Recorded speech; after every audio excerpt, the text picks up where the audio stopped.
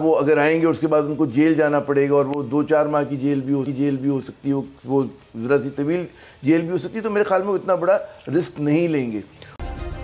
Subscribe करें और bell दबाएं ताकि कोई खबर रह न जाए। चौधरी साहब, 27 फरवरी को आप लोग एहतजाज करने जा रहे हैं, 23 मार्च को लॉन्ग मार्च होना है पीडीएम का, महंगाई के खिलाफ वो एहतजाज होना है।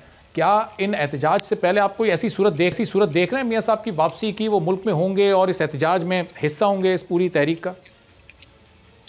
ये तो मियाँ साहब या उनके रुफ़काई बता सकते हैं, लेकिन हम एक अच्छी साइड से जब मैं बात करता हूँ तो मुस्लिम लीग उसको पता नहीं क्यों नेगेटिव ले लेती है। हमने तो पहले दिन कहा था कि मियाँ साहब को वापस आना चाहिए और आकर लीड करना चाहिए।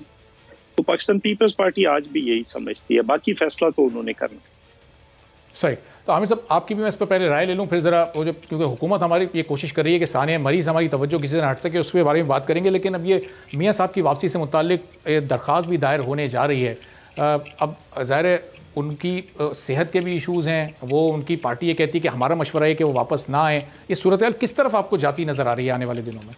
देखिए, एक बात तो बिल्कुल तय है कि जो मेरे ख्याल में उनकी पार्टी के अरकान भी इस बात के इतराफ़ करते हैं, अगर आप उनसे पसे पर्दा बात करें, बैकग्राउंड ब्रीफिंग्स में बात करें, वो ये कि जब तक उनको कोई इशारा, जब तक कोई डील नहीं होती, सिर्फ वो अवामी ताकत पर भरोसा करके नवाज शरीफ साहब, और ये समझ कर कि जनाब वो अगर आएंगे उसके बाद उनको जेल जाना पड़ेगा और वो 2-4 माह की जेल भी हो सकती है, वो ज़रा सी तवील जेल भी हो सकती है, तो मेरे ख्याल में इतना बड़ा रिस्क नहीं लेंगे। और आपको याद होगा कि जब से उनकी वापसी की बात शुरू हुई है, उसका तनाजुर क्या था? उसका तनाजुर ये था कि उसके पीछे जो कहा जा रहा था कि जी कोई डील हो गई।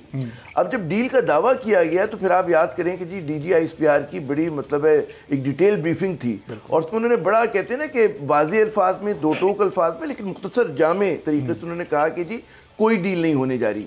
अच्छा, जब डील की हम बात करते हैं, मुझे इसमें 3 में वो हैं कंसर्न्स हैं। एक तो गैर मंतकी है, लॉजिक मुझे उसकी समझ में नहीं आती, मैं भी उस रोशनी डालता हूँ। दूसरा उसमें ये बात है कि जी वो गैर कानूनी भी है और गैर आईनी भी है। अब हम क्यों कहते हैं कि जी गैर कानूनी और गैर आईनी? कि फ़र्ज़ करें कि अगर अदालत ने उनको सज़ा दी हुई है, he is a convicted person, ठीक है, वो मफरूर हैं। अब हो सकता है कि वो उनके जो चाहने वाले हैं और एक आम आदमी हो सकता है, उनका वोटर उनको बहुत पसंद करता हो, लेकिन अदालत जो है वो उस पर फैसला नहीं करती कि जी पॉपुलर सपोर्ट क्या है, वो करती है कानून के मुताबिक। अब कानून में जनाब अगर या तो ये हो कि जी आइन को ख़त्म करके, कानून को वो करके जी एकदम जो है उनको बुला लिया जाएगा वापस और हर मुकदमा ख़त्म हो जाएगा विदाउट एनी ड्यू प्रोसेस, और उनकी कन्विक्शन जो है ओवरटर्न हो जाएगी, तो ऐसा मेरे ख्याल में बड़ा बच्चा जमहूरा ये मुल्क नहीं है कि बेटा घूम गया, ठीक है, जो बोलेगा बतलाएगा, ये नहीं चलता। फिर गैर मंतकी यूँ कि पूरा बयानिया बनाया गया है। वो बयानिया ये बनाया गया कि जनाब नवाज शरीफ साहब ने, उन पर पैनामा स्कैंडल था, अब जो भी उनके लोग जो हैं उसको ट्विस्ट करें उस बात को कि जी नहीं उनको कामे पे निकाला, उनको तनख्वाह लेने पे निकाला। बात ही कि पैनामा स्कैंडल था, करप्शन के इल्ज़ामात थे, बहुत सारे और मसाइल थे जिसकी वजह से वो बाहर गए। अगर आप उनको इस तरह से दोबारा बुला लेंगे और एकदम उनको एक कहते परवाना दे देंगे कि जी आप तो बहुत अच्छे हैं, और फिर आप आगे चौथी बार वज़ीर आज़म बन जाए, तो ये मेरे ख्याल में फसानों में तो हो जाता है। हकीकी दुनिया में ऐसा नहीं होता है, क्योंकि लाने वालों को भी जवाबदेही करनी पड़ेगी। मतलब है वो इदारों को भी समझाना पड़ेगा, अवाम को भी समझाना पड़ेगा कि भाई हमने पहले जो किया था वो गलत था, ये अब जो कर रहे हैं वो गलत है। तो मेरे ख्याल में इतना जो एक शोर मचा है कि जी नवाज शरीफ साहब आ रहे हैं, और जो भी सियासत के पुराने खिलाड़ी हैं, मंजूर साहब हमसे ज़्यादा जानते हैं, नफ्स शनास हैं, ये इन्हें बिल्कुल अच्छी तरह इल्म होगा कि नवाज शरीफ साहब का जो हमेशा से तारीख रही है कि वो जो है जेल जाने के लिए नहीं आएंगे, और मुझे नहीं लगता कि इन हालात में उनकी जो वापसी है वो मुमकिन है फौरी तौर पे। जी सही। तो फिर अब ज़ाहिर चौधरी साहब, 27 तारीख को ये जो आप लोग एहतजाज अब करने जा रहे हैं, इसमें अब आहिस्ता आहिस्ता आप लोग दूसरी पार्टीज़ की को एंगेज करेंगे, उनको दावतें दी जाएंगी, वो लोग इसमें शरीक होंगे, क्योंकि ये 2 एहतजाज होने 23 को और 27 को। आप लोग का पहला एहतजाज है, तो अब ये मुश्तरका एहतजाज हो सकता है या फिर आप अलहदा अपना इस एहतजाज को लेकर अवाम में जाएंगे? अच्छा, पहली बात तो ये है कि एहतजाज तो हमारा 21 जनवरी से शुरू हो रहा है। पहला 21 जनवरी को ट्रैक्टर मार्च होगा, जो तमाम डिवीजनल हेडक्वार्टर्स पे होगा। ये जो खाद का इशू है, ये जो डीजल का इशू है, ये जो कीड़े मारदियात हैं, ये जो बिजली का किसानों को बहुत महंगा मिल रहा है, और सीड के ऊपर जो इन्होंने सेल्स टैक्स लगा दिया है, इसके ऊपर हम शुरू कर रहे हैं 21 मार्च से। फिर हम मजदूरों को मुतहर्रिक करेंगे, किसान कन्वेंशन करेंगे, मजदूरों के कन्वेंशन सारे सूबों के अंदर करेंगे, तलबा के करेंगे, नौजवानों के करेंगे, खवातीन के, लॉयर्स के, सारे शोबा है जिंदगी को हम मुतहर्रिक करेंगे 27 से पहले 27 को निकलेंगे का ऐलान कर दिया है। मेरा ख्याल है मार्चेस जितने भी होंगे उतना ज्यादा इस हुकूमत पे प्रेशर आएगा। और ये हुकूमत 27 को जब निकलेंगे तो फिर वहां से मार्च करके वापस आ जाएंगे, क्योंकि इस हुकूमत को गिराने के लिए आप तो जा रहे हैं ना, या फिर वहां धरना देकर बैठ जाएंगे? ये देखें, अभी ओपन एंडिंग है वहाँ पे, क्या करना है इसका भी हमने फैसला नहीं किया, और उसके लिए मुख्तलिफ कमेटीज बना दी हैं जो दूसरी पार्टियों से भी रब्ता करेंगी। किसानों के लिए अलहदा कमेटी बन गई है, मैनिफेस्टो पे भी हम काम कर रहे हैं, उसके लिए अलहदा कमेटी है, मजदूरों के लिए अलहदा, तलबा के लिए अलहदा। हर शोबा अगर नून लीग, JUI, PDM की कुछ जमातें आपके साथ शामिल होती हैं तो फिर धरना देंगे, और अगर अकेले करेंगे तो लॉन्ग मार्च करेंगे, कुछ अभी फाइनल नहीं हुआ इस बारे में? नहीं, देखिए अमूमी तौर पर जो पीपल्स पार्टी का नुक्ता नजर है वो धरने के तो हक में नहीं है। अच्छा, ये अमूमी है, लेकिन अभी इसका फैसला नहीं है।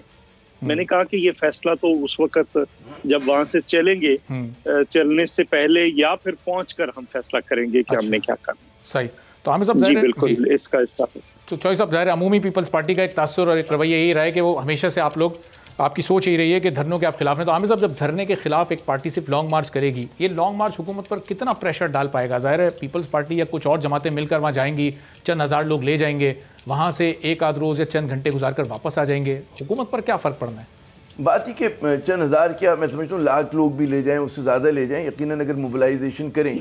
लेकिन उसमें एक सवाल है, वो ये कि मतलब है मेरे ख्याल में जो अपोजिशन की एक तो आम आदमी के लिए पोस्चरिंग होती है, जो मीडिया के लिए होती है, जिसमें बड़ा जारहानापन होता है, और वो हमेशा उनका जो बयानिया होता है वो कि हुकूमत को गिराने जा रहे हैं। और ये हम पहली बार नहीं सुन रहे, जब से हुकूमत बरसर इक़्तिदार आई है तब से ये सूरत हाल है।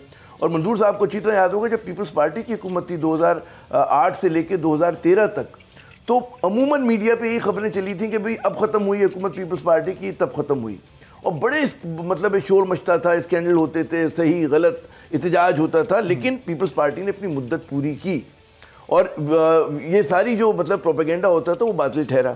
उसी तरह नवाज शरीफ साहब का हमने देखा जी, हुकूमत जा रही है, धरना हुआ, और जनाब ताहिरुल कादरी भी बैठे, इमरान खान भी बैठे, लेकिन पार्लियामेंट ने अपने 5 साल पूरे किए।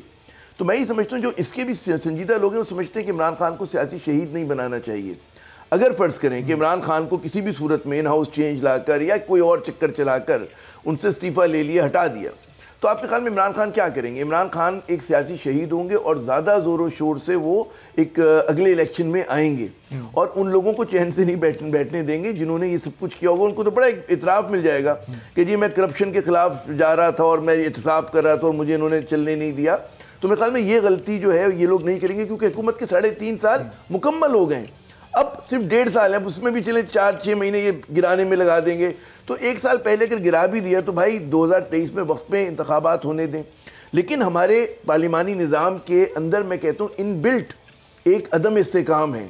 कोई भी हुकूमत हो, मैं आप जुल्फ़िकार अली भुट्टो साहब से लेकर गिनना शुरू करें, बेनज़ीर साहिबा, और फिर नवाज शरीफ साहब 2 बार आए, फिर बेनज़ीर साहिबा, ठीक है ना, तो ये सब आप देखिए उसमें हमेशा ही क्राइसिस रहता है, क्योंकि हमेशा हिज़्ब इख्तिलाफ जो होती है वो पार्लियामेंट में तकरीर नहीं सुनते, एक दूसरे से अच्छी बहस नहीं करते। पार्टी अब तक ये तासुर देने में कामयाब रही है कि नून लीग ये चाहती है कि ये हुकूमत अपनी मुद्दत पूरी करे, क्योंकि इन हाउस चेंज की और अदम एतमाद की तजवीज़ तो पीपल्स पार्टी कई बार सामने रख चुकी है, जब ये PDM में भी थे तब भी, लेकिन नून लीग ने इस पर एग्री नहीं किया। पंजाब में बड़ी आसानी के साथ नून लीग अगर कोशिश करती तो शायद ये मेरे ख्याल में दोनों ही चाहते हैं, उनको पता है कि क्या कर रहे हैं, और पीपल्स पार्टी कभी इस बात की इजाज़त नहीं देगी कि वो जो है नवाज शरीफ साहब उनका कंधा इस्तेमाल करके इक़्तिदार के जीने पर चढ़ जाएँ।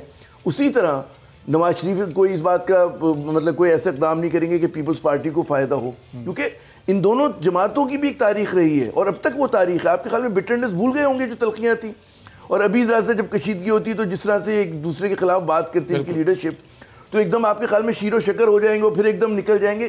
सियासत का आर्ट यही होता है कि मैं और आप बैठे, हम अभी इख्तिलाफ़ करें, फिर हम गले भी मिल सकते हैं, लेकिन जो इंटरेस्ट है वो इनके कोलाइड करते हैं, उसमें मुतसादिम है।